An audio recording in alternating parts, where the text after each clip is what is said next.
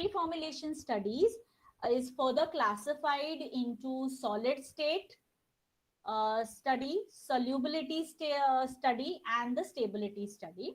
When we say solid state study, it includes crystallinity, polymorphism, hygroscopicity. Then we have fundamental properties relating to the particle size, volume, and surface area, and derived properties with respect to particles, porosity, density, compressibility, and function. Like solid state characterization is basically takes place at three levels. We say it to be in the molecular level, the particle level, and the bulk level. When we say molecular level, it means it basically deals with the arrangement of individual molecules in a given solid form. So it involves the phenomenon like being into this molecules. You can see the crystallinity, you can see polymorphism, and we can also go for pseudopolymorphism characteristics in these molecular level particles, or we can say molecules. So this has a direct control when you're saying crystallinity, polymorphism, and pseudomorphism. It has a direct control over the solubility, when we dissolution kinetics, the chemical reaction, and the compaction behavior of the given molecules. We can characterize these molecules with respect to the instruments like microscopy, thermal analytical techniques, DSE, thermogravimetric analysis, hot stage microscopy. We can also go for spectroscopic analysis, NMR, FTIR, near IR, and XRD.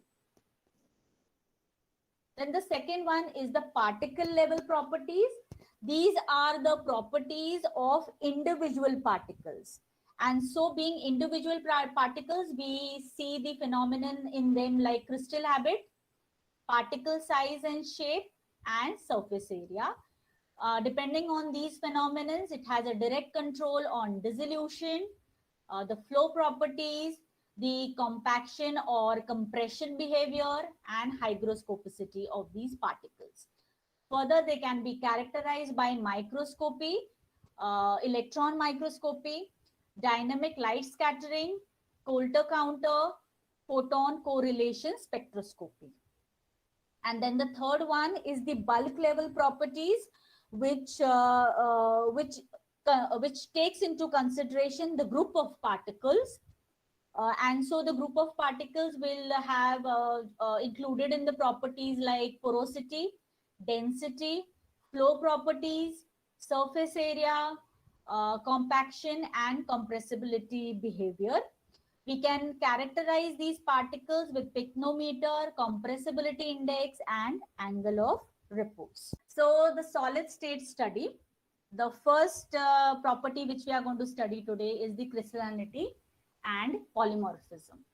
So when you say it's a crystal structure, that means the solid is characterized by an extended three-dimensional arrangement of maybe molecules, atoms, ions, in which the various components are being locked inside in the specific position. That means it has a probable basic structure, okay, a solid structure.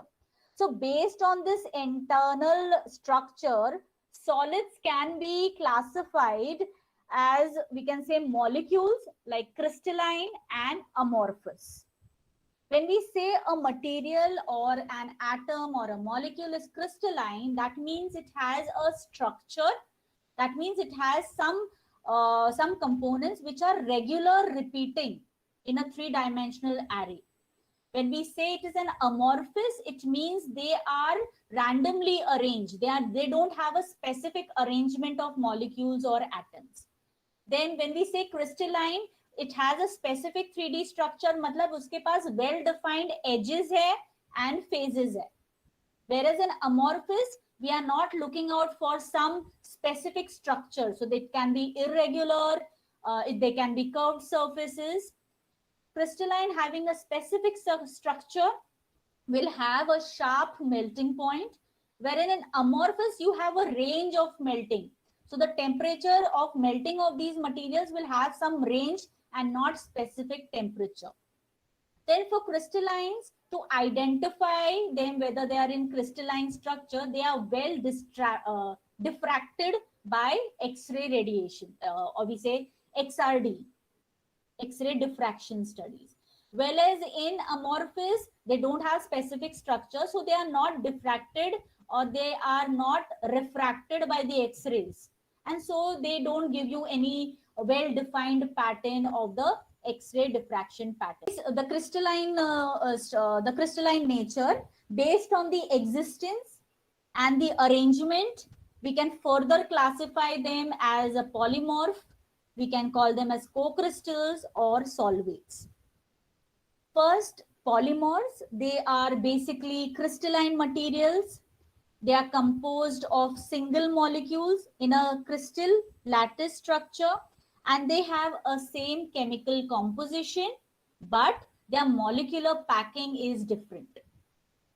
When we say co-crystals, they are solid crystalline materials and they are composed of two or more molecules in one single crystal lattice. When we say solvates, solvates are again crystalline materials of the same chemical substance, but within this crystal lattice, they will have a water molecule, or we can say the solvent molecule incorporated. So in a molecular packing, there will be a solvent molecule incorporated. So once it is water, the term is hydrates. Then further to polymorph, also termed as polymorphism.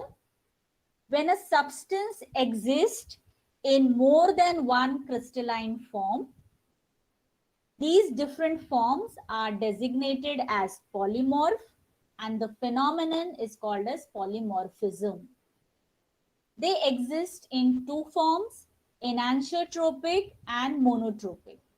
When we say enantiotropic, it is one polymorph which can be reversibly changed to some other form.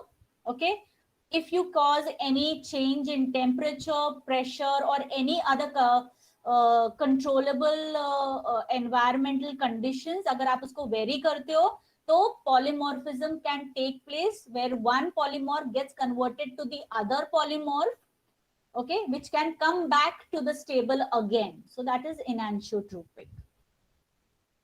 Then the other term is monotropic. Now here the change which takes place between the two forms, they are not reversible, they are irreversible. So that is a permanent change which takes place with these materials.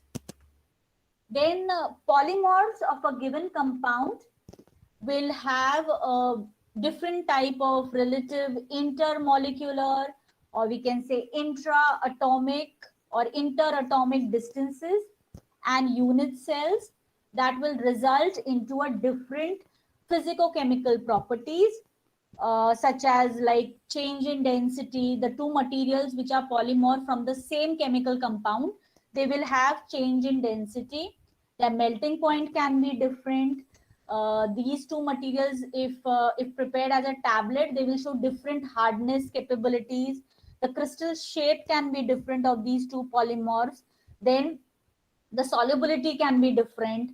So if solubility is different, the dissolution rate is different. And if dissolution rate is different, bioavailability is also different.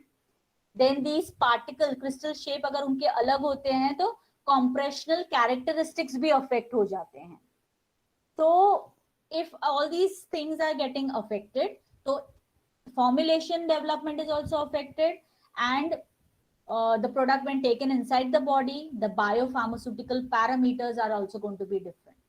Okay, so it's very important to understand or to have knowledge about a polymorph of a given compound. The allotropes of carbon, these all are carbon. Okay, but if we see, they have a different crystalline forms. So these are different crystalline forms of carbon.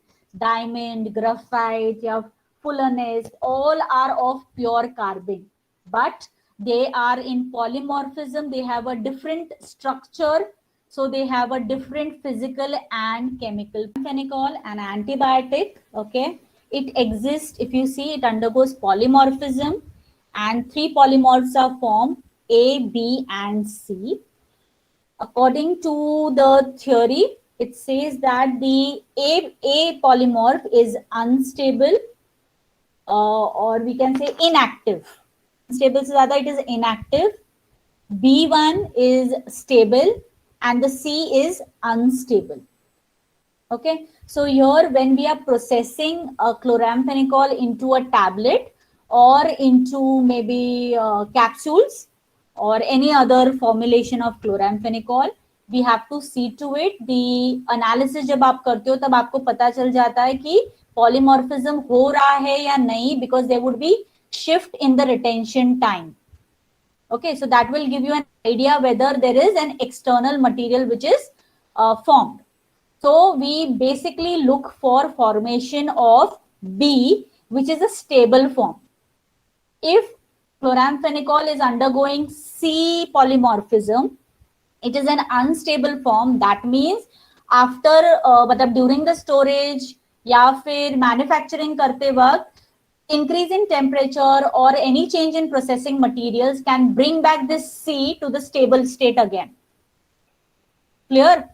So we have to keep a track whether what type polymorph this chloramphenicol has